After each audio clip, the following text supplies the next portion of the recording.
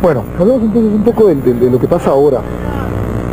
Vamos a tratar de ponernos serios con usted, aunque creo que eso es difícil, no soy un presentador como tú. Te puedo tutear, creo que eres muy joven. No hay ningún problema. ¿Qué edad tienes? Con mucho gusto, 38 años. Bueno, estamos por ahí casi. Tras recorrer algunas ciudades del interior de Colombia y para completar nuestra cobertura periodística, nosotros llegamos a Bogotá el jueves de la semana pasada en busca de un personaje que pudiera resumir en una entrevista la terrible situación que se vive al otro lado de la frontera. La respuesta de varios periodistas y políticos fue unánime.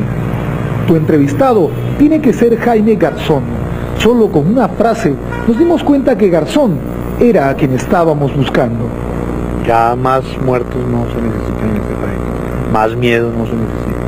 Necesita que se sienten a hablar. ¿Y esta conversación llegará a algún lado, crees? Eso esperamos. Hay que conservarlo. Cuando se distancien, otra vez hay que volverlos a sentar. Cuando se pongan bravos, otra vez hay que volverlos a sentar. Que no se levanten hasta que no haya un acuerdo. Porque todas las veces que se ha interrumpido ha sido peor. Más muertos, más tragedia, más agresión, de lado y lado. Entonces ellos reclaman sus guerrilleros presos, sus guerrilleros desaparecidos. Pero otros reclaman sus secuestrados civiles y sus secuestrados militares. Entonces, lo único que hay que lograr es que se sienten. Hay que darse la pela por la paz. Y la paz es, siéntense a hablar, por favor. Siéntense a hablar. Lo que jamás hubiéramos imaginado es que esa conversación, producida en la esquina de la carrera 21 en Bogotá el jueves 12 a las 2 de la tarde, pasaría a la historia como la última entrevista de Jaime Garzón. Solo unas horas después, cerca de las 6 de la mañana del viernes 13 de agosto, y vistiendo aún esa chompa blanca con la que nos había recibido, 4 balazos le quitarían la vida al único colombiano que con su picante humor político y su sagacidad a prueba de balas, transmitía en las pantallas de televisión la esperanza de paz de todo un pueblo. A mí me gustaría que lo que yo digo ahora valga no solo para hoy, sino que valga para mañana, para 1 año, 2 años, 5 años, 10 años. No repetirlo, sino que lo que yo he dicho hoy valga para muchos años.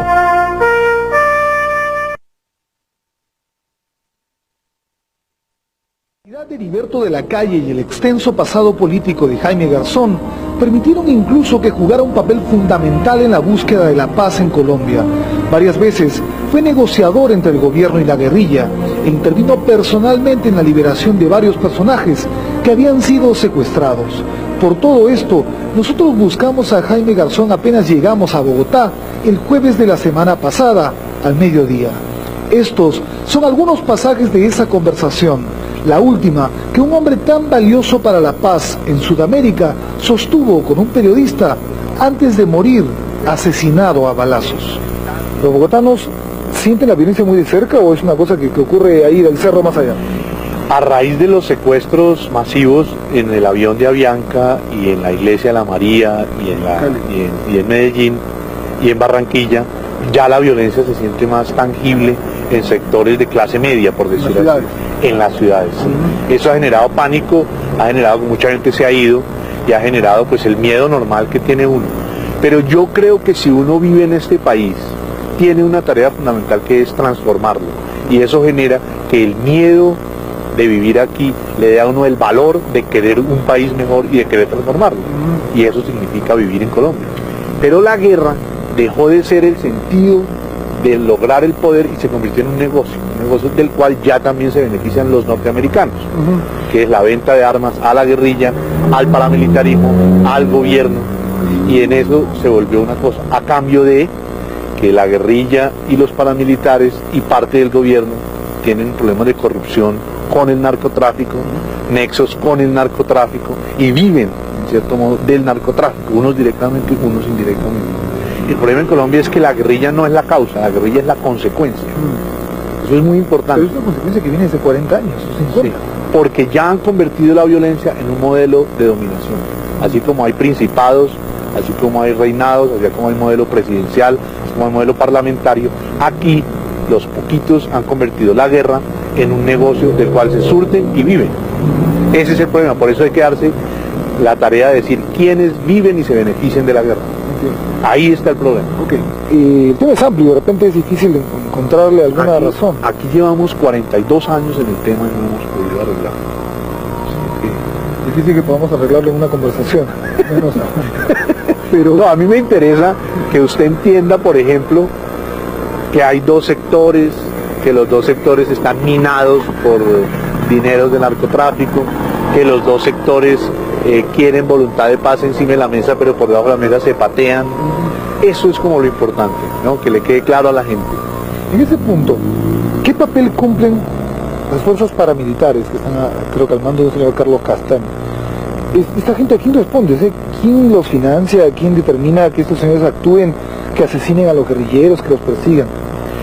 Parece ser que los militares y los hacendados y los finqueros y algunos narcotraficantes, algunos militares, algunos hacendados y algunos finqueros entendieron que el gobierno no podía combatir la guerrilla.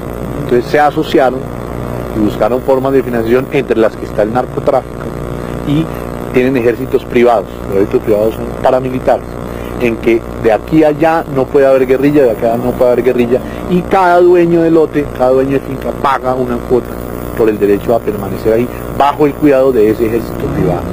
Pero suena alucinante que el narcotráfico, por un lado, financia a los paramilitares y por el otro lado financia la guerrilla.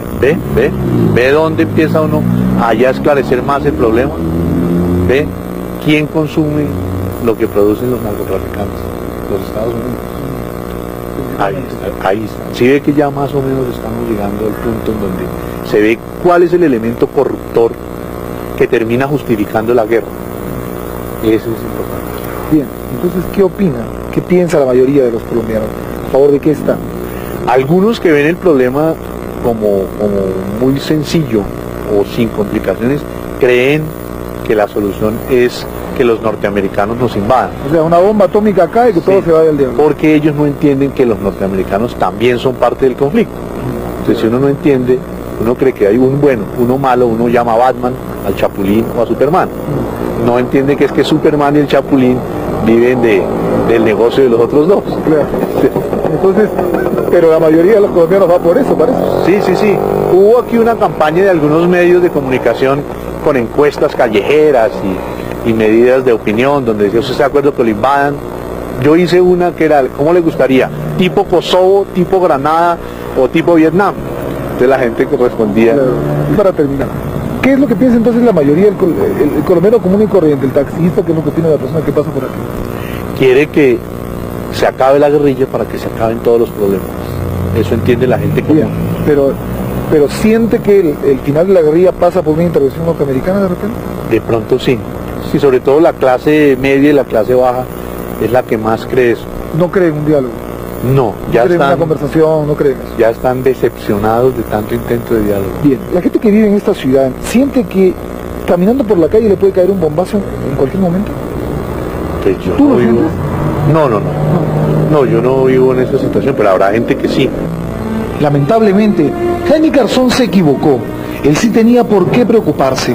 A la mañana siguiente, solo unas cuantas horas después de esta entrevista con América Televisión, dos sicarios a bordo de una moto lo siguieron hasta las cercanías de la radio donde trabajaba.